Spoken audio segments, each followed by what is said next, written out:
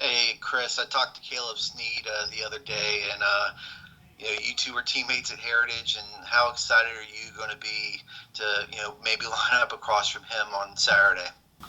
I'm definitely excited. We definitely had a couple words, conversations about it, about the matchup coming up this week, and we just made excitement, from going up against each other. Very excited and just gonna see how it goes. Definitely the area and the city hyped about the matchup, so we gonna just go out there and have fun. Had have you talked to him much during his recovery from the broken hand in 2019, the torn labrum last year, about what that process has been like, and how excited are you as a fellow Pioneer to see him get back on the field? I'm definitely excited. I know this is his first game back, and definitely from when he had his surgery and everything and his injuries, I definitely talked to him, and just knowing him, just growing up with him, I know he's always hungry. He trusted the process during that comeback time, and rehab and everything, and I'm just glad to see him back. So Should we be watching your guys' Twitter accounts this week? See if there's any Twitter. back and forth, or are you guys? We mostly don't talk though. Like we won't talk too much trash, but definitely, probably we will a little bit say a few words on the field. So just gotta watch out for that. Let's go next to John Manson. Chris, how excited are you to get to play under the lights and also in front of hopefully a packed Williams Stadium? Oh, I'm excited. This is pretty much what I've been, wishing for again. It could happen since COVID hit. We haven't really had fans since pretty much my freshman year here. So I'm very excited. Hear the fans go crazy, and just bring that atmosphere, that great energy back in the stadium. So This defensive style, Chris, a lot gets asked of the corners sometimes. How prepared do you feel going into this season, especially with a couple injuries at corner and just guys being dinged up? How prepared do you feel to go out there and potentially play a lot of snaps? I feel definitely prepared. Just coming from last season, just still keeping that confidence up pretty much, and just pretty much my goal and pretty much for this season again is just try to lock down whatever side I'm on the field and just make them not want to throw it that way. So that's just pretty much my goal, and pretty much I'm confident in our whole group as a corner group, and yeah, we got some dogs this season, so I'm looking forward to it playing with my boys. What side of the field mostly have you worked, would you say, in camp? I work both.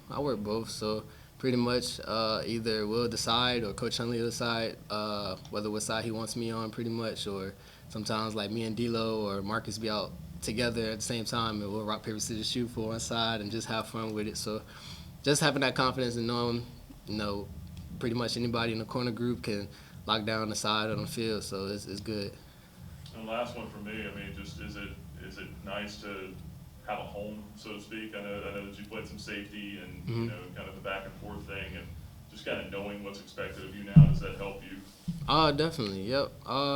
Pretty much just being out there with like Javon and Said and all the safeties, Q and everything like that. Where I know the calls pretty much the same as they do. So even with different motions and checks and everything, I already know. So sometimes they don't have to tell me directly. I'll just look at them, just nod my head, and let them know I already know what's coming. So Get to a few more questions here. Let's see, we'll go to Damien next, and we'll go to Ed.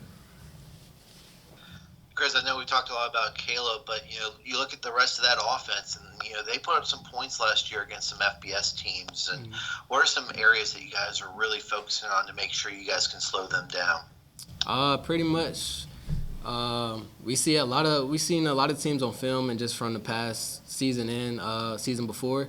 Pretty much a lot of teams didn't press their receivers pretty much, and so that's what we kind of do here is just we like to press a lot and play man. So we like to pretty much going in this week get a lot of hands on them, receivers slow them down, and just keep them in front of us. So Yeah, go ahead. Ed. Yeah, Chris, with your preparation this year, you mentioned playing different sides. You've had a chance to see Malik Willis and his growth from last year to this year. Where do you see him having grown the most, and what are you most excited to see for him when he and this offense get on the field Saturday night? For me, I feel like his growth coming from last season, just spring ball and fall camp and everything, is just his decision making. Like his decision making, like just coming from practice now and fall camp and spring ball, it's really been on point. And it's made me better as a corner, just kind of trying to play mind games with him and make him, throw him off his ball game, make him throw a different read, but he still throws it on point. And that's just a way, from playing against Malik at practice, getting us better in the corner group and getting him better also in the quarterbacks. Let's go to Brad Butler. Yeah, man. You talked about the speed on the rush defense. How much help is it for the linebackers and the DEs to get to that edge faster, quicker? I mean, does that help you with your assignments, protecting things in your area? Definitely.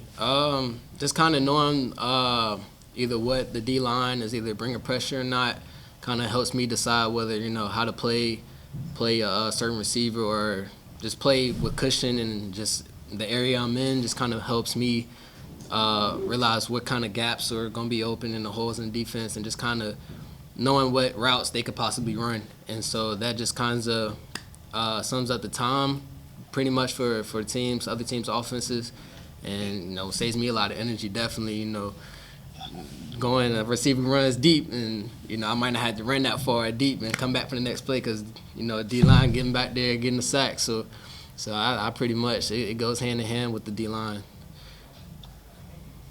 Damian. Hey, Chris, Caleb said he wasn't sure which years you guys played together at Heritage. Did you play on varsity as a freshman when he was a junior, or did you guys play for one season when you were a sophomore and he was a senior? We played one season.